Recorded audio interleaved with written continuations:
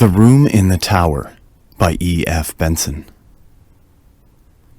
It is probable that everybody who is at all a constant dreamer has had at least one experience of an event or a sequence of circumstances which have come to his mind in sleep, being subsequently realized in the material world. But in my opinion, so far from this being a strange thing, it would be far odder if this fulfillment did not occasionally happen, since our dreams are, as a rule, concerned with people whom we know, and places with which we are familiar, such as might very naturally occur in the awake and day-lit world. True, these dreams are often broken into by some absurd and fantastic incident, which puts them out of court in regard to their subsequent fulfillment, but on the mere calculation of chances, it does not appear in the least unlikely that a dream imagined by anyone who dreams constantly should occasionally come true. Not long ago, for instance, I experienced such a fulfillment of a dream which seems to me in no way remarkable, and have no kind of physical significance. The manner of it was as follows. A certain friend of mine, living abroad, is amiable enough to write to me about once in a fortnight. Thus, when 14 days or thereabouts have elapsed since I last heard from him, my mind, probably either consciously or subconsciously, is expectant of a letter from him. One night last week, I dreamed that as I was going upstairs to dress for dinner, I heard, as I often heard, the sound of the postman's knock on my front door, and diverted my direction downstairs instead. There, among other correspondence, was a letter from him.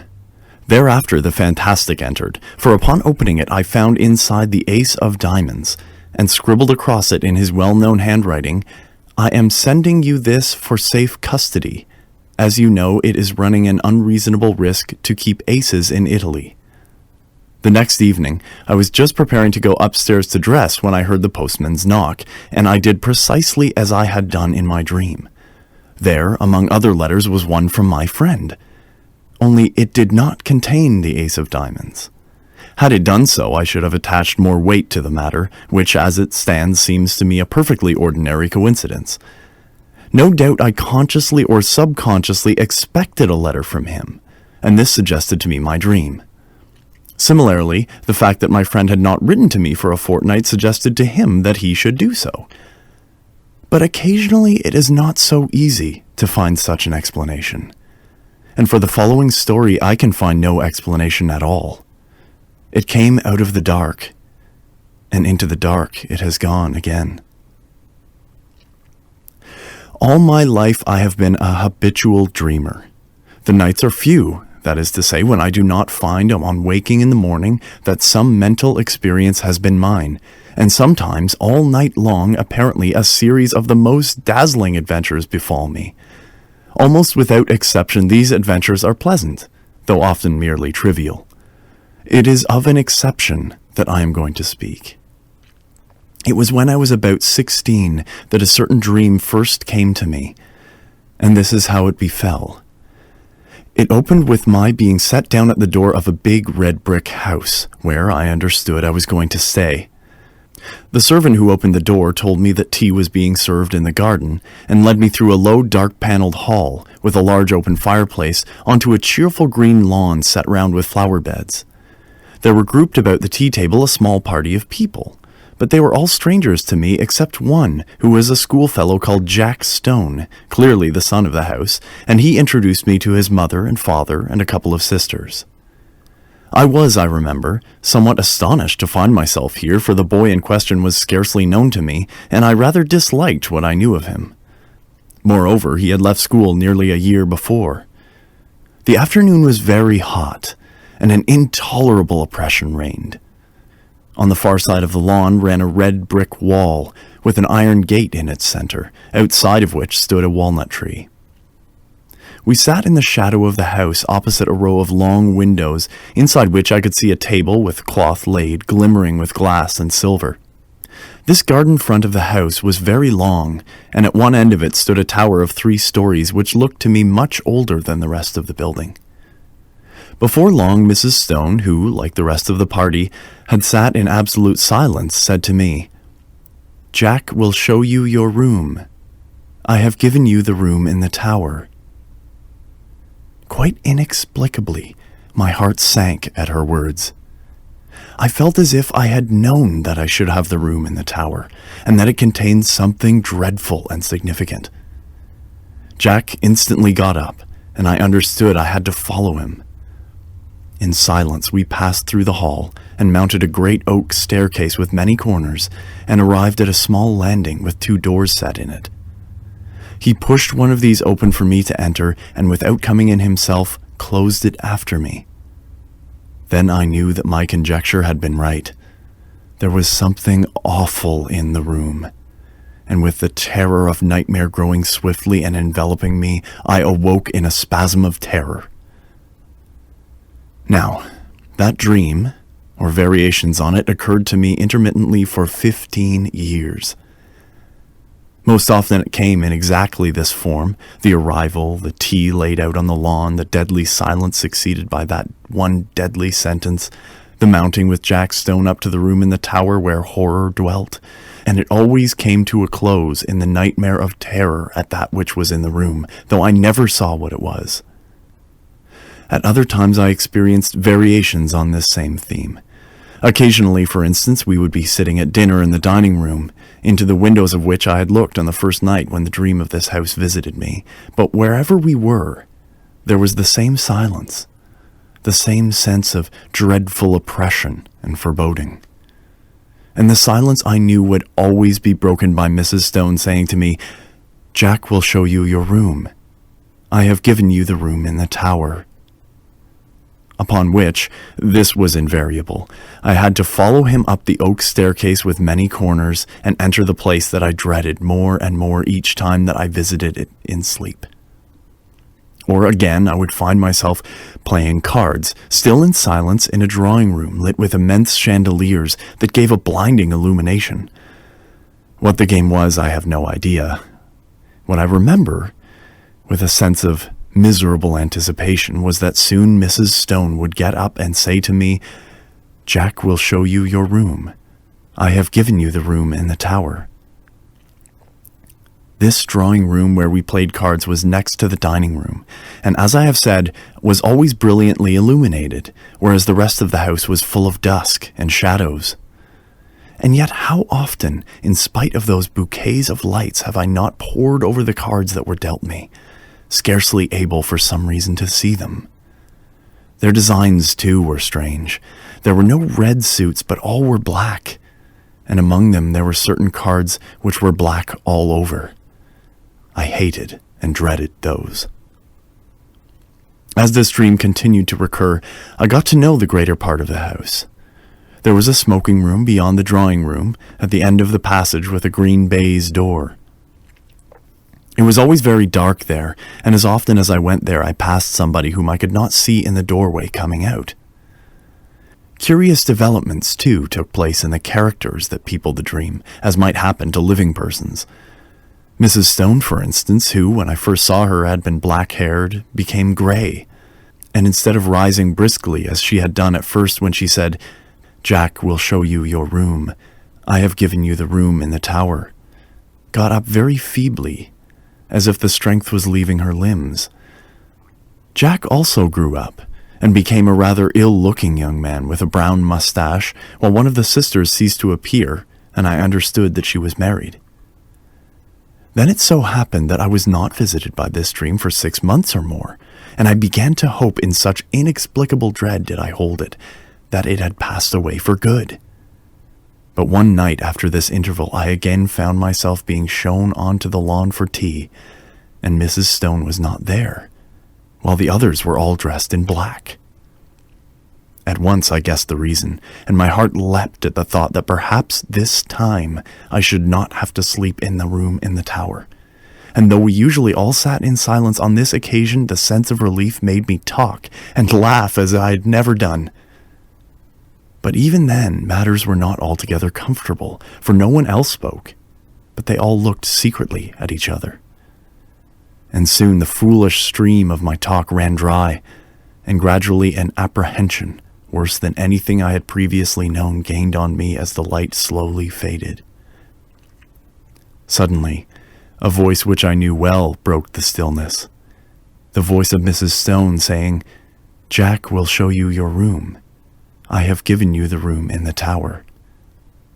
It seemed to come from near the gate in the red brick wall that bounded the lawn, and looking up I saw that the grass outside was sown thick with gravestones. A curious grayish light shone from them, and I could just read the lettering on the grave nearest me, and it was, "In evil memory of Julia Stone." And as usual, Jack got up, and again I followed him through the hall and up the staircase with many corners. On this occasion it was darker than usual, and when I passed into the room in the tower I could only just see the furniture, the position of which was already familiar to me. Also, there was a dreadful odor of decay in the room, and I woke screaming. The dream, with such variations and developments as I have mentioned, went on at intervals for 15 years. Sometimes I would dream it 2 or 3 nights in succession. Once, as I have said, there was an intermission of 6 months, but taking a reasonable average, I should say that I dreamed it quite as often as once in a month. It had, as is plain, something of nightmare about it, since it always ended in the same appalling terror, which so far from getting less, seemed to me to gather fresh every time that I experienced it. There was, too, a strange and dreadful consistency about it. The characters in it, as I have mentioned, got regularly older. Death and marriage visited this silent family, and I never, in the dream, after Mrs. Stone died, set eyes on her again. But it was always her voice that told me that the room in the tower was prepared for me, and whether we had tea out on the lawn or the scene was laid in one of the rooms overlooking it, I could always see her gravestone standing just outside the iron gate. It was the same, too, with the married daughter. Usually she was not present, but once or twice she returned again, in company with a man whom I took to be her husband. He, too, like the rest of them, was always silent.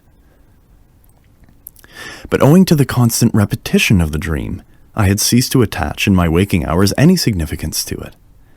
I never met Jack Stone again during all those years, nor did I ever see a house that resembled this dark house of my dream. And then, something happened. I had been in London in this year, up until the end of July, and during the first week in August went down to stay with a friend in a house he had taken for the summer months in the Ashdown Forest district of Sussex. I left London early, for John Clinton was to meet me at Forest Row Station, and we were going to spend the day golfing and go to his house in the evening. He had his motor with him, and we set off about 5 in the afternoon after a thoroughly delightful day for the drive, the distance being some 10 miles. As it was still so early, we did not have tea at the clubhouse, but waited till we should get home. As we drove, the weather, which up till then had been, though hot, deliciously fresh, seemed to me to alter in quality, and became very stagnant and oppressive. I felt that indefinable sense of ominous apprehension that I am accustomed to before thunder. John, however, did not share my views, attributing my loss of lightness to the fact that I had lost both my matches. Events proved, however, that I was right, though I do not think that the thunderstorm that broke that night was the sole cause of my depression. Our way lay through deep, high-banked lanes, and before we had gone very far I fell asleep and was only awakened by the stopping of the motor, and with a sudden thrill, partly of fear but chiefly of curiosity, I found myself standing in the doorway of my house of dream. We went, I half wondering whether or not I was dreaming still, through a low oak-panelled hall and out onto the lawn, where tea was laid in the shadow of the house. It was set in flower beds, a red brick wall with a gate in it bounded one side, and out beyond that was a space of rough grass with a walnut tree. The facade of the house was very long, and at one end stood a 3-storied tower, markedly older than the rest. Here for the moment all resemblance to the repeated dream ceased. There was no silent and somehow terrible family, but a large assembly of exceedingly cheerful persons, all of whom were known to me, and in spite of the horror with which the dream itself always filled me, I felt nothing of it now that the scene of it was thus reproduced before me. But I felt intensest curiosity as to what was going to happen. Tea pursued its cheerful course, and before long Mrs. Clinton got up, and at that moment I think I knew what she was going to say. She spoke to me, and what she said was, "Jack will show you your room. I have given you the room in the tower." At that, for half a second, the horror of the dream took hold of me again. But it quickly passed, and again I felt nothing more than the most intense curiosity. It was not very long before it was amply satisfied. John turned to me. "Right up at the top of the house," he said. "But I think you'll be comfortable. We're absolutely full up. Would you like to go and see it now?" "By Jove, I believe that you are right, and that we are going to have a thunderstorm. How dark it has become." I got up and followed him. We passed through the hall and up the perfectly familiar staircase. Then he opened the door and I went in. And at that moment, sheer unreasoning terror again possessed me. I did not know what I feared. I simply feared. Then, like a sudden recollection, when one remembers a name which has long escaped the memory, I knew what I feared. I feared Mrs. Stone, whose grave with the sinister inscription, "In evil memory," I had so often seen in my dream, just beyond the lawn which lay below my window. And then once more the fear passed so completely that I wondered what there was to fear. And I found myself sober and quiet and sane, in the room in the tower, the name of which I had so often heard in my dreams, and the scene of which was so familiar. I looked around it with a certain sense of proprietorship and found that nothing had been changed from the dream nights in which I knew it so well. Just to the left of the door was the bed, lengthways along the wall, with the head of it in the angle. In a line with it was the fireplace and a small bookcase. Opposite the door, the outer wall was pierced by 2 lattice-paned windows, between which stood the dressing table, while ranged along the fourth wall was the washing stand and a big cupboard. My luggage had already been unpacked, for the furniture of dressing and undressing lay orderly on the washstand and toilet table, while my dinner clothes were spread out on the coverlet of the bed. And then, with a sudden start of unexplained dismay, I saw that there were 2 rather conspicuous objects which I had not seen before in my dreams. One, a life-size oil painting of Mrs. Stone. The other, a black and white sketch of Jack Stone, representing him as he appeared to me only a week before in the last of the series of these repeated dreams, a rather secret and evil-looking man of about 30. His picture hung between the windows, looking straight across the room to the other portrait, which hung at the side of the bed. At that I looked next, and as I looked, I felt once more the horror of nightmare seize me. It represented Mrs. Stone, as I had seen her last in my dreams, old and withered and white-haired. But in spite of the evident feebleness of the body, a dreadful exuberance and vitality shone through the envelope of flesh, an exuberance wholly malign, a vitality that foamed and frothed with unimaginable evil. Evil beamed from the narrow, leering eyes. It laughed in the demon-like mouth. The whole face was instinct with some secret and appalling mirth. The hands, clasped together on the knee, seemed shaking with suppressed and nameless glee.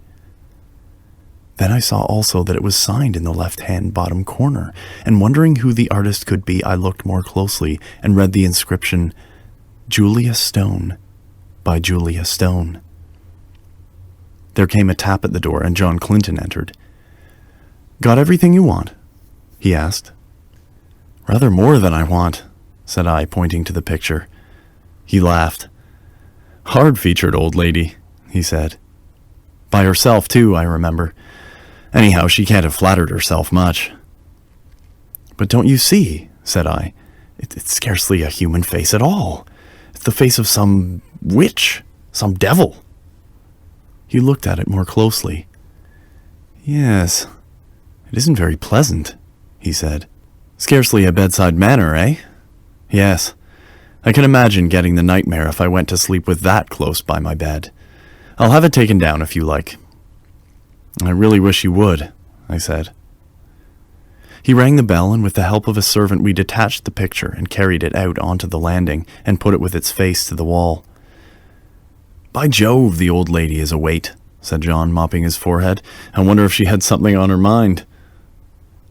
The extraordinary weight of the picture had struck me, too. I was about to reply when I caught sight of my own hand. There was blood on it, in considerable quantities, covering the whole palm. I've cut myself somehow," said I. John gave a little startled exclamation. "Why, I have too," he said. Simultaneously, the footman took out his handkerchief and wiped his hand with it. I saw that there was blood also on his handkerchief. John and I went back into the tower room and washed the blood off, but neither on his hand nor on mine was there the slightest trace of a scratch or a cut. It seemed to me that, having ascertained this, we both, by a sort of tacit consent, did not allude to it again. Something in my case had dimly occurred to me that I did not wish to think about. It was but a conjecture, but I fancied that I knew the same thing had occurred to him. The heat and oppression of the air, for the storm we had expected was still undischarged, increased very much after dinner, and for some time most of the party, among whom were John Clinton and myself, sat outside on the path bounding the lawn, where we had had tea.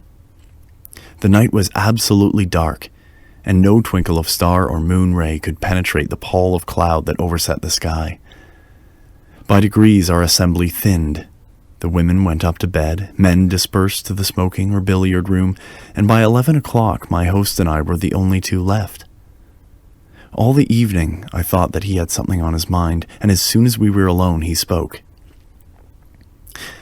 "The man who helped us with the picture had blood on his hand too, did you notice?" he said. "I asked him just now if he had cut himself, and he said he supposed he had, but that he could find no mark of it. Now where did that blood come from?" By dint of telling myself that I was not going to think about it, I had succeeded in not doing so, and I did not want, especially just at bedtime, to be reminded of it. "I don't know," said I, "and I don't really care, so long as the picture of Mrs. Stone is not by my bed." He got up. "But it's odd," he said. "Ha! Now you'll see another odd thing." A dog of his, an Irish Terrier by breed, had come out of the house as we talked. The door behind us into the hall was open, and a bright oblong of light shone across the lawn to the iron gate which led on to the rough grass outside, where the walnut tree stood. I saw that the dog had all his hackles up, bristling with rage and fright. His lips were curled back from his teeth, as if he was ready to spring at something, and he was growling to himself. He took not the slightest notice of his master or me, but stiffly and tensely walked across the grass to the iron gate. There he stood for a moment, looking through the bars and still growling. Then all of a sudden, his courage seemed to desert him. He gave one long howl and scuttled back to the house with a curious, crouching sort of movement. "He does that half a dozen times a day," said John. "He sees something which he both hates and fears." I walked to the gate and looked over it. Something was moving on the grass outside, and soon a sound which I could not instantly identify came to my ears. Then I remembered what it was. It was the purring of a cat. I lit a match and saw the purrer, a big blue Persian, walking round and round in a little circle just outside the gate, stepping high and ecstatically, with tail carried aloft like a banner. Its eyes were bright and shining, and every now and then it put its head down and sniffed at the grass. I laughed. "The end of that mystery, I'm afraid," I said. "Here's a large cat having Walpurgis night all alone." "Yes, that's Darius," said John. "He spends half the day and all night there. But that's not the end of the dog mystery, for Toby and he are the best of friends, but the beginning of the cat mystery. What's the cat doing there? And why is Darius pleased while Toby is terror-stricken?" At that moment I remembered the rather horrible detail of my dreams when I saw through the gate, just where the cat was now, the white tombstone with the sinister inscription. But before I could answer, the rain began as suddenly and heavily as if a tap had been turned on, and simultaneously the big cat squeezed through the bars of the gate and came leaping across the lawn to the house for shelter. Then it sat in the doorway, looking out eagerly into the dark. It spat and struck at John with its paw as he pushed it in order to close the door. Somehow, with the portrait of Julius Stone in the passage outside, the room in the tower had absolutely no alarm for me. And as I went to bed feeling very sleepy and heavy, I had nothing more than interest for the curious incident about our bleeding hands and the conduct of the cat and dog. The last thing I looked at before I put out my light was the square empty space by my bed where the portrait had been. Here the paper was of its original full tint of dark red. Over the rest of the walls it had faded. Then I blew out my candle and instantly fell asleep. My awaking was equally instantaneous, and I sat bolt upright in bed under the impression that some bright light had been flashed in my face, though it was now absolutely pitch dark. I knew exactly where I was, in the room which I had dreaded in dreams, but no horror that I ever felt when asleep approached the fear that now invaded and froze my brain. Immediately after, a peal of thunder crackled just above the house, but the probability that it was only a flash of lightning which awoke me gave no reassurance to my galloping heart. Something I knew was in the room with me, and instinctively I put out my right hand, which was nearest the wall, to keep it away, and my hand touched the edge of a picture frame hanging close to me. I sprang out of bed, upsetting the small table that stood by it, and I heard my watch, candle, and matches clatter onto the floor. But for the moment there was no need of light, for a blinding flash leapt out of the clouds and showed me that by my bed again hung the picture of Mrs. Stone. And instantly the room went into blackness again. But in that flash I saw another thing also, namely, a figure that leaned over the head of my bed, watching me. It was dressed in some close-clinging white garment, spotted and stained with mold, and the face was that of the portrait. Overhead the thunder cracked and roared, and when it ceased and the deathly stillness succeeded, I heard the rustle of movement coming nearer me, and more horrible yet, perceived an odor of corruption and decay. And then a hand was laid on the side of my neck, and close beside my ear I heard quick-taken, eager breathing. Yet I knew that this thing, though it could be perceived by touch, by smell, by eye, by ear, was still not of this earth, but something that had passed out of the body and had power to make itself manifest. Then a voice, already familiar to me, spoke. "I knew you would come to the room in the tower," it said. "I have been long waiting for you. At last you have come. Tonight I shall feast. Before long, we will feast together." And the quick breathing came closer to me. I could feel it on my neck. At that, the terror, which I think had paralyzed me for the moment, gave way to the wild instinct of self-preservation. I hit wildly with both arms, kicking out at the same moment, and heard a little animal squeal, and something soft dropped with a thud beside me. I took a couple of steps forward, nearly tripping up over what it was that lay there, and by the merest good luck found the handle of the door. In another second I ran out on the landing, and had banged the door behind me. Almost at the same moment I heard a door open somewhere below, and John Clinton, candle in hand, came running upstairs. "What is it?" he said. I sleep just below you and heard a noise as if... Good heavens, there's blood on your shoulder." I stood there, so he told me afterwards, swaying from side to side, white as a sheet, with the mark on my shoulder as if a hand covered with blood had been laid there. "It's in there," I said, pointing. "She, the portrait is in there, too, hanging up on the place we took it from." At that he laughed. "My dear fellow, this is mere nightmare," he said. He pushed by me and opened the door, I standing there simply inert with terror, unable to stop him, unable to move. "Whew, what an awful smell," he said. Then there was silence. He had passed out of my sight behind the door. Next moment he came out again, as white as myself, and instantly shut it. "Yes, the portrait's there," he said. "And on the floor is a thing spotted with earth, like what they bury people in. Come away, quick, come away." How I got downstairs I hardly know. An awful shuddering and nausea of the spirit rather than of the flesh had seized me, and more than once he had to place my feet upon the steps, while every now and then he cast glances of terror and apprehension up the stairs. But in time we came to his dressing room on the floor below, and there I told him what I have here described. The sequel can be made short.